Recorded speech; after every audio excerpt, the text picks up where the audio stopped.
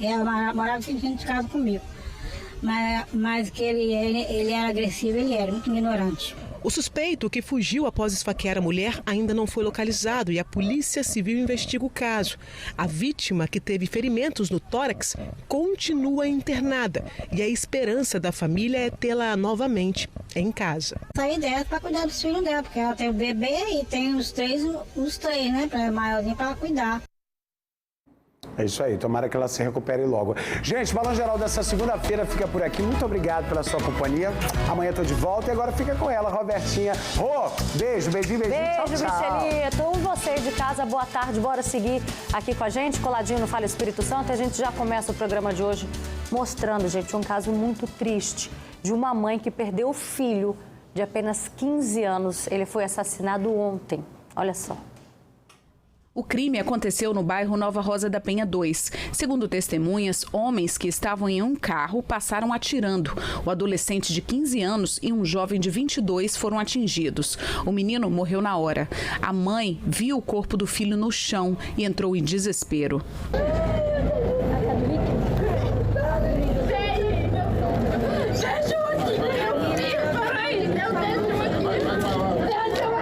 O jovem de 22 anos chegou a ser socorrido, mas também não resistiu. De acordo com militares que atenderam a ocorrência, o local é marcado pela disputa do tráfico de drogas e as mortes deste domingo teriam relação com essa guerra. Após a perícia, a polícia recolheu essas cápsulas deflagradas de calibre 380 e 9 milímetros.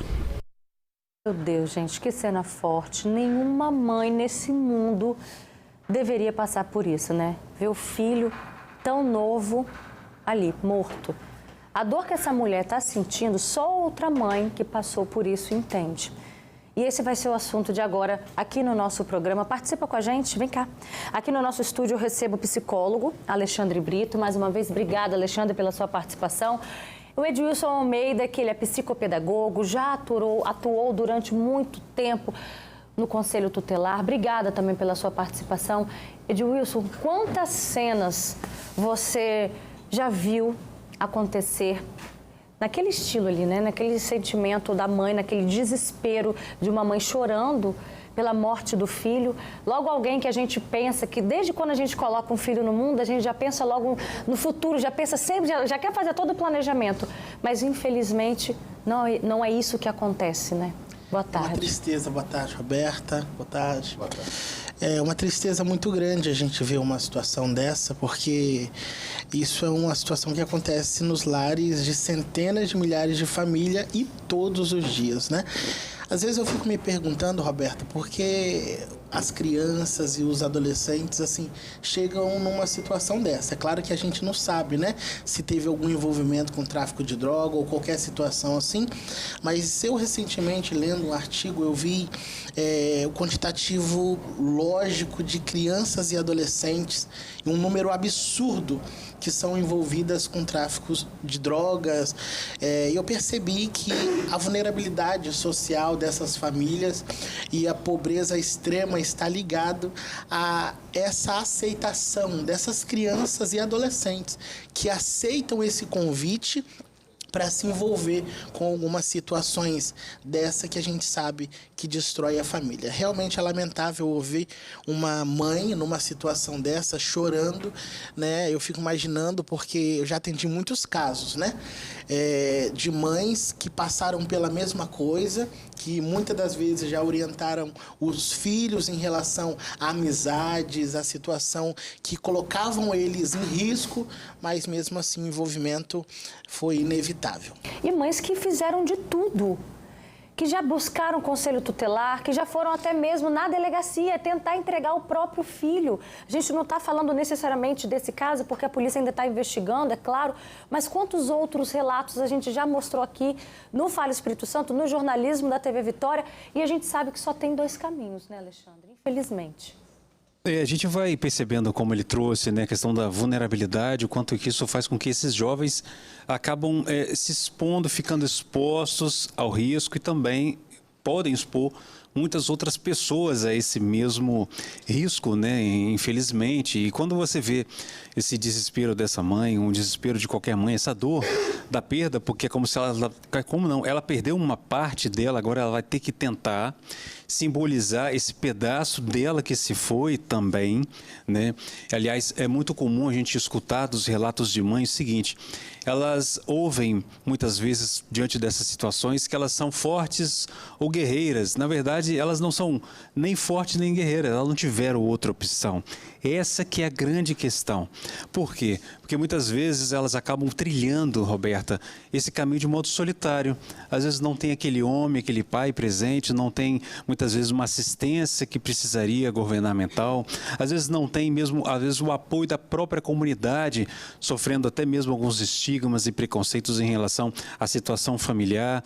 Outros familiares podem se afastar e, veja bem, ainda coloca toda essa responsabilidade muitas vezes em cima dessa mãe, que é justamente que mais sofre, tanto com a vida nessa situação, ou como essa mãe, que a gente não sabe muito bem o que se passou, mas a gente sabe muito bem que o sofrimento dela se dá nessa ordem, um pedaço dela que se foi. Quando você fala assim, Alexandre, um pedaço que se foi, eu liguei para várias mães que já passaram, que vivem, né? Porque não é passado. Isso na vida de uma mãe, isso é constante. Aconteceu há 2 anos, por exemplo, né? Eu liguei para uma mãe, ela me relatou, ela falou assim, mas Roberta, eu vivo isso todos os dias. Então eu concluí que morre um filho, morre uma mãe.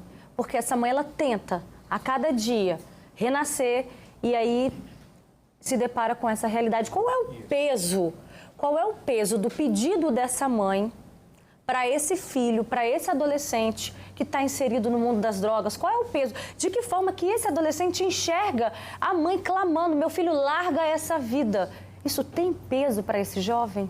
Eu acho muito interessante, Roberta, essa fala sua, porque a gente percebe que muitas vezes o grito da mãe, o desespero por conhecer a situação e a consequência da escolha do filho faz com que ela grite, chore, clame, que é a realidade que a gente vê diuturnamente. Mas é interessante também a gente pensar o que levou esse adolescente ou uma criança a se envolver com isso. É claro que a gente não está falando especificamente desse caso, até porque a gente não sabe, não tem muita informação. Mas a realidade de muitas crianças e adolescentes que se envolvem com isso, o que tem trazido, o que tem chamado a atenção delas, o que essa família presenciou ou o que faltou para que esse adolescente, essa criança, pudesse enxergar na criminalidade uma oportunidade de mudança de vida. Em outro momento, eu tive a oportunidade de falar aqui mesmo, de um adolescente que eu ouvi dizer assim, ó, na minha frente, você está falando que o que eu fiz é errado? A primeira vez que eu comprei um pão para dentro da minha casa foi quando eu trafiquei, quando eu vendi. O que eu vou falar para um menino desse? Tem muita coisa a poder falar. A gente tem que falar que as escolhas que nós fazemos, elas geram consequências irreversíveis. Eu preciso olhar também para essa família e dar condições a essa família de se manter de alguma forma, através de políticas públicas, através de assistências voltada à saúde, assistência, a própria assistência, à educação, à segurança. Então, assim, é muito importante, quando a gente ouve um caso desse, a gente está direcionando também os nossos olhares às lideranças políticas. Porque nós estamos perdendo as nossas crianças, os nossos adolescentes, porque eles não têm outra oportunidade. E uma vez que você não oferece uma oportunidade, o crime está aí para poder chamar a atenção dessas crianças, desses adolescentes e dar o que muitas vezes as políticas públicas não têm sido suficiente para garantir. E não era nem para essa criança estar preocupada com a comida que está em casa, era para ela estar na escola. Não era para essa criança estar preocupada, mas só que a fome fala mais alto. Só que aí também tem um outro problema, que eu já conversando com várias pessoas em relação a isso, depois vai vindo um glamour também pela vida do crime. Porque começa para solucionar um problema em casa, que é o problema da comida, e daqui a pouco também eles vão crescendo, vai havendo essa vida falsa, essa ilusão. Tanto é que quando são apreendidos, né, futuramente, não está nessa época, já não está tanto mais relacionado a matar fome, né? Já está com ostentação. Você percebe, essa palavra ilusão, ela é excelente assim para demonstrar o quanto que isso é o famoso o que vem rápido, sai rápido, o que você ganha de um modo muito imediato, você perde na mesma velocidade. Então a gente vai vendo o quanto que esses pontos são importantes da gente falar. E não sei se quem está em casa sabe, tem noção disso, mas crianças e adolescentes, eles têm prioridade na questão dos direitos, prioridade em relação a qualquer outra pessoa, categoria, mulheres, idosos, etc. Então, a nossa atenção enquanto proteção para crianças e adolescentes é fundamental para que não acabe tendo situações como essa que teve um fim trágico. Mesmo que ele não estivesse envolvido com um tráfico ou com um crime, a gente percebe que ali foi cometido um crime, ali tinha as armas, enfim, toda essa dimensão. Por quê? É importante a gente perceber que se uma criança está com drogas, se uma criança está com uma arma, porque um adulto colocou na mão dela. Então, se uma criança ela tem um jovem, ele porta uma arma, ele porta uma droga, ele porta uma bebida alcoólica, ele porta, seja o que for, pode ter certeza que aquilo que aquela criança, aquele jovem está carregando, transportando ou fazendo uso, de alguma forma ele teve algum acesso. E quem ofereceu esse acesso está violando um direito, violando a proteção às crianças e adolescentes. Então, acaba tendo essa série de violações que muitas vezes, Roberta, parecem bobas, sabe, coisas muito simples, que a criança vai sendo envolvida aos poucos, ganha algum doce, ganha alguma coisa, algum pedido que alguém do crime faz para ela, como a gente deu esse exemplo aqui, né? Olha, vigia, se tiver alguém chegando, você chama a gente, corre, grita, solta fogos, enfim. Então, esse envolvimento aos poucos vai fazendo com que essa criança vá entrando em vulnerabilidade e ela nem sabe, porque naquele momento em que ela começa a entrar em situação de vulnerabilidade, ela já está nessa situação, ela não se percebe assim, porque não necessariamente tem dor, tem sofrimento, tem ameaça, mas quando vê, já tem um envolvimento tão grande que é difícil sair. Então, de alguma forma, os jovens acabam se envolvendo, pois não estão tendo essa questão da proteção. Olha só, vou convidar para o nosso bate-papo, agora ela vai participar com a gente pela internet, a Tânia. Ela perdeu o filho assassinado há 8 anos.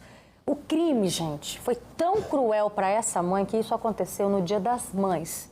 Ela tentou de tudo, né? Fez de tudo para salvar o filho, para que ele não pudesse se envolver no mundo do crime. Boa tarde, Tânia. Obrigada pela sua participação mais uma vez com a gente.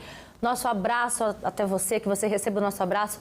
Conta pra gente, o que você chegou a fazer para tentar tirar seu filho do mundo das drogas? Boa tarde, Roberto. Obrigado pela sua oportunidade outra vez. Então, como mãe, eu fiz todas as situações cabíveis que uma mãe, né, faz pelo filho. Porque mãe nenhuma gera um filho, como eu já falei, nem coloca um filho no mundo para que ele venha entrar no mundo do tráfico, né, procurar caminhos errados, até mesmo enterrar um filho. Eu, como mãe, eu dei de tudo para o meu filho, fiz tudo, carinho, amor, mas as escolhas sempre, né, são deles. Quando aconteceu dele entrar, ele entrou nessa vida errada com 15 anos de idade. Eu fui várias vezes nas bocas buscá-lo, né, até mesmo falar, não vou sair daqui enquanto ele não aparecer. E ele fugia, né, muitas vezes ele voltava para casa, outras vezes ele não voltava. Então, como mãe, eu fiz tudo e nunca abandonei o meu filho. Porque, no fundo, no coração da gente, a gente sabe que essa vida tem 2 caminhos, né? Que é caixão ou cadeia. E, por mais que isso venha acontecer, nós mães nunca vamos esperar e nem vamos acreditar que isso possa acontecer.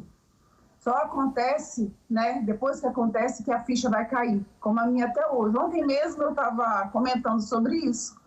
8 anos se passou e a saudade ainda aumenta.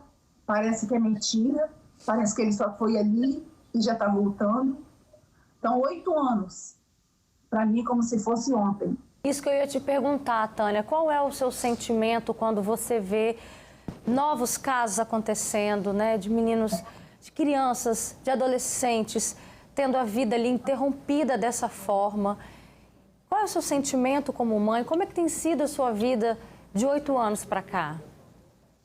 Então, Roberta, até me emociona esse lado. Mais uma mãe, né? Que está deslacerada, que está destruída. Eu sempre